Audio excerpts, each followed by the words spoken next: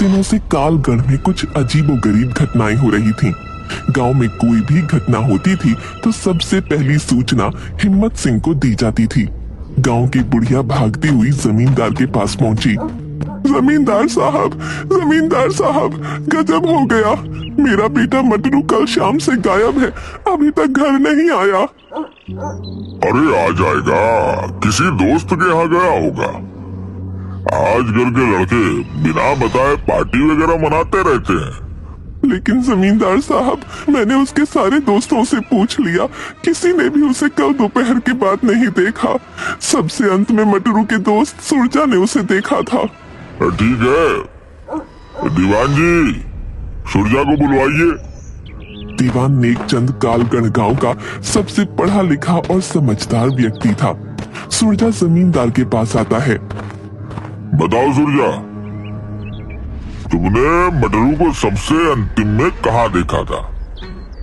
जमींदार साहब, कल मटरू मुझे शाम 5 बजे शमशान के बगल में गन्ने की खेत की ओर जाते हुए मिला था। उस तरफ तो कोई जाता नहीं। अब वहाँ जाने के लिए तो मैंने पूरे गांव को मना कर रखा है। जी जमींदार साहब, मैंने उसे याद भी दिलाया कि उधर जाना मना है, लेकिन मैं बोल रहा था कि उसका कुत्ता मोती इधर ही भागता आया है और फिर वह गन्ने की खेत में चला गया। ठीक है, दोपहर में हम लोग गन्ने के खेत में जाकर मटरू की खोज करेंगे। दोपहर में गांव के सारे लोग मिलकर शमशान के बगल वाले गन्ने के खेत में मटरू को खोजते हैं, लेकिन ना तो मटरू और ना ही उसका कुत्ता मोती कहीं दिखाई देता है। शाम ढलने से पहले वहां से जमींदार सभी लोगों को निकल जाने के लिए बोलता है, क्योंकि कालगढ़ के लोगों का मानना था कि शाम ढलने के बाद उस गन्ने के खेत में भूत प्रेत का वास होता है। अभी तक कालगढ़ के करीब 28 लोग उस गन्ने के खेत में लापता हो चुके थे। कई बार इस गन्ने के खेत को काटा भी गया, लेकिन अगली सुबह फिर उसमें गन्ने का खेत पाया जाता। भय से गांव का कोई आदमी शाम के वक्त उधर से नहीं गुजरता। अब क्या होगा मालिक, मेरा मटरू के सिवाय इस दुनिया में कोई नहीं है। मैं तुम्हारी दुख को समझ रहा हूँ, लेकिन जितना हमें करना था हम लोगों ने कोशिश कर लिया। अब तुम जाओ और थाने में अपना रिपोर्ट लिखवा दो। तभी धन्नू धोबी दौड़ता हुआ आता है। जमींदार साहब, गजब हो गया।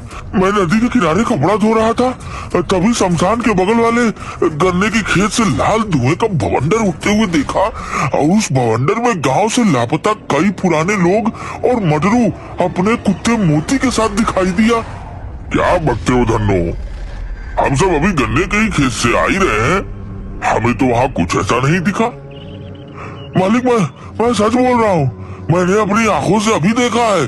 वो भवंडर तेजी से चक्कर काटते हुए शमशान की तरफ चला गया और लाल धुएं से फिर वह नीले धुएं में बदल गया। तभी वहाँ इंस्पेक्टर टोने भी आ जाता है। आइए इंस्पेक्टर साहब, हम आप ही को बुलाने वाले थे।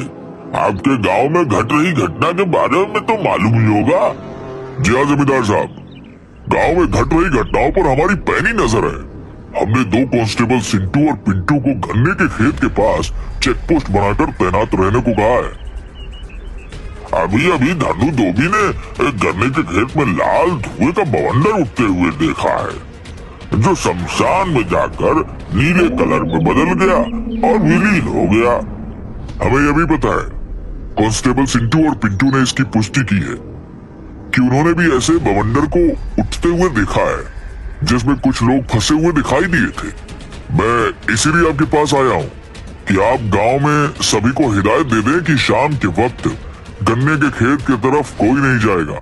गांव का सबसे बड़ा सेठ चित्तर पांडे की कार भी वहां आ जाती है। अरे आइए चित्तर पांडे जी, आप ही के गन्ने की खेत की चर्चा हो रही है। अरे मैं भी सबूतिया गन्ने की खेत से परेशान हो गया हूँ। मैं सोच रहा हूँ कि उसके चारों तरफ 4 दीवारी घिरवा दूं, ताकि कोई आगे कांड न हो। सही सोचा है सेठ जी आपने। ये लीजिए मुखिया जी, 2 लाख रुपए मेरी तरफ से बुढ़िया को दे दीजिए। अरे पांडे जी, आप खुद दीजिए। अरे आप ही दे दीजिए, मैं गुप्त दान देने में विश्वास रखता हूँ, दिखावे में नहीं। अच्छा, मैं चलता हूँ, मंत्री जी के साथ एक इम्पोर्टेंट मीटिंग है। ऐसे ही आदमी को हमारे समाज की जरूरत है, बहुत ही नेक आदमी है सेठ जी। उधर कांस्टेबल सिंटू और पिंटू चेक पोस्ट पर। भैया आप कहाँ से हो? हम तो बिहार से हैं। और आप? हम तो यूपी से हैं। जरा सुरती है तो दो यार, डर के मारे पिछवाड़ा फटा जा रहा है। बताओ, हम लोग क्या भूत पिशाच भगाने के लिए भर्ती हुए थे पुलिस में? हाँ भैया, बात तो तुम ठीक कह रहे हो। ये चुनौती, पहले खैनी रगड़ो फिर खाक सोचेंगे कि हमें क्या करना है। डर तो ससुरा हमें भी लग रहा है। भैया तुमने कभी भूत देखी है? हाँ भाई, हमने तो भूत देखा है। हमारे चाचा को मेरे सामने भूत ने उठाकर 3 बार उठाकर पटका था। जब हम आम के पेड़ के रखवाली के लिए मचान बनाकर उस पर सो रहे थे। मैं नहीं मानता, मैं भूत प्रेत को नहीं मानता। ये एक कोरी कल्पना और अफवाह है।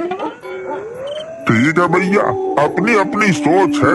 अच्छी बात है कि तुम्हें भूत प्रेत पर विश्वास नहीं है, हमें तो है भैया। ऐसा करते हैं, आधी रात तक तुम पहरा देते रहो, आधी रात के बाद मुझे उठा देना और तुम सो जाना। हाँ, यही ठीक रहेगा भैया। ठीक है भाई, मैं तो अब सोने जा रहा हूँ। रात 2 बजे हमें उठा देना। अभी 5 मिनट ही हुए थे कि चेक पोस्ट के पास बने झोपड़ी में सिंटू सोने जा रहे पिंटू के पास आता है। अरे सिंटू, क्या हुआ, तुम अंदर क्यों आ गए? भाई मुझे पेशाब लगी है। अब ये तो पेशाब अंदर करेगा क्या? थोड़ी दूर जाकर पेशाब कर लो, पूरा खेत खाली पड़ा है। वैसी बात नहीं है पिंटू भाई, दरअसल मुझे उधर जाने में डर लग रहा है। प्लीज थोड़ा सा मेरे साथ चलो ना, मैं पेशाब कर लूंगा तो फिर आ जाना। यार अभी तो तुम कह रहे थे कि तुम्हें भूत पिशाच से डर नहीं लगता है। तुम्हारे इस बात से मुझे भी कुछ हिम्मत बढ़ा था, लेकिन तुम तो मुझसे भी ज्यादा डरपोक हो। चलो टॉर्च लेकर चलते हैं। सिंटू चेक पोस्ट से कुछ दूर जाकर पेशाब करने लगता है। उससे 2-4 कदम दूर पिंटू खड़ा हो जाता है। अचानक वहां से एक काली बिल्ली सिंटू के पैरों से टकराती हुई दूसरी ओर खेत में भाग जाती है। सिंटू डर के मारे उछलकर पिंटू के ऊपर चढ़ जाता है। भैया बचाओ बचाओ, मेरे पैरों से भूत टकराया अभी। अबे वो काली बिल्ली थी, मैं भी उसे टॉर्च की रोशनी में खेत में जाते हुए देखा है। चल उतर जा। नहीं भैया, भूत है। अभी अभी मेरे पैरों में टकराया है, मुझे भूत से बचा लो। मैं अपने पत्नी का इकलौता पति हूँ, उसका क्या होगा? वो विधवा हो जाएगी, बचा लो। तभी आकाश में अचानक बिजली चमकती है और बादल गरजने की आवाज के साथ सिंटू और डर जाता है। भूत भूत! अरे उतर, मुझ पर क्यों दिया मुँह? सारा वर्दी खराब कर दी तूने। चल झोपड़ी के अंदर चल। सॉरी भैया, वो बादल की आवाज और डर से मेरी सुसु निकल गई। भैया हनुमान चालीसा पास रखते हो क्या? भूत पिशाच निकट नहीं आवे, महावीर जब नाम सुनावे। दोनों कांस्टेबल चेक पोस्ट के पास बने झोपड़ी के अंदर चले जाते हैं और एक ही खटिया पर दोनों सोने की कोशिश करने लगते हैं, लेकिन डर के मारे दोनों को नींद भी नहीं आ रही थी। तभी एक बार फिर बादल गरजता है और हवा से झोपड़ी के ऊपर रखा टीन नीचे गिर जाता है। सिंटू भूत भूत करते हुए खटिया से उठकर बाहर भाग जाता है। उसके पीछे पीछे पिंटू भी भागता है। अरे सिंटू किधर जा रहा है? रुक रुक जा मेरे भाई, तुम भी जल्दी भागो वहाँ से, भूत है वहाँ। भूत, मैं जा रहा हूँ थाने में, तुम भी भागो वहाँ से। पर मेरे भाई गांव तो इधर है, उधर तो गन्ने का खेत है, उधर नहीं जाना। प्लीज लौट आओ, मेरी बात मानो, मेरी आवाज सुन रहे हो ना? लेकिन सिंटू डर के मारे पिंटू की एक बात नहीं सुनता और गन्ने के खेत की ओर भाग जाता है। पिंटू थक हार कर थाने लौट आता है और इंस्पेक्टर टोंडी को सारी घटना बताता है। सुबह में सभी लोग कांस्टेबल सिंटू को खोजने गन्ने के खेत में जाते हैं, लेकिन सिंटू का कहीं अता पता नहीं मिलता। इंस्पेक्टर साहब, आपने बोला था कि हमने 2 कांस्टेबल सुरक्षा के लिए गन्ने के खेत के पास लगा दिए, लेकिन अब तो कांस्टेबल भी गायब हो गया। अब क्या किया जाए? जमींदार साहब, मेरी बात मानो, अब हमें औघड़ों की मदद लेनी होगी। तब पता चलेगा कि इस गन्ने के खेत का राज क्या है। पिछले 12 साल में मिलाकर 30 आदमी और पता नहीं कितने जानवर इस गन्ने के खेत में गायब हो चुके हैं। शमशान से एक औघड़ को बुलाया जाता है। वो हड्डी को खोपड़ी में मारकर कुछ सुनने की कोशिश करता है और बताता है, जय महाकाल, मेरी तैलिया मसान की खोपड़ी बता रहा है कि आज से करीब 12 साल इस गन्ने के खेत में किसी पुजारी की हत्या करके गाड़ दिया गया था। उसी पुजारी की अतृप्त आत्मा अपनी ओर ध्यान खींचने के लिए ये सब कर रहा है। हमारे गांव में आज तक किसी पुजारी की हत्या तो नहीं हुई है। हाँ, 12 साल पहले हमारे गांव के मुख्य पुजारी मंदिर से भगवान का सोने का सारा गहना मुकुट लेकर भाग जरूर गया था। मूर्ख, वो भागा नहीं था, उसकी हत्या की गई थी। आज भी हत्यारा यही गई है। जब तक उसको सजा नहीं मिल जाता तब तक इसी तरह इस गांव के आदमी लापता होते जाएंगे। तो अब हमें क्या करना चाहिए? गांव के सभी लोगों को यहाँ इकट्ठा करो। बीमार, गर्भवती महिला और छोटे बच्चे छोड़कर कोई भी अपने घर के अंदर नहीं होना चाहिए।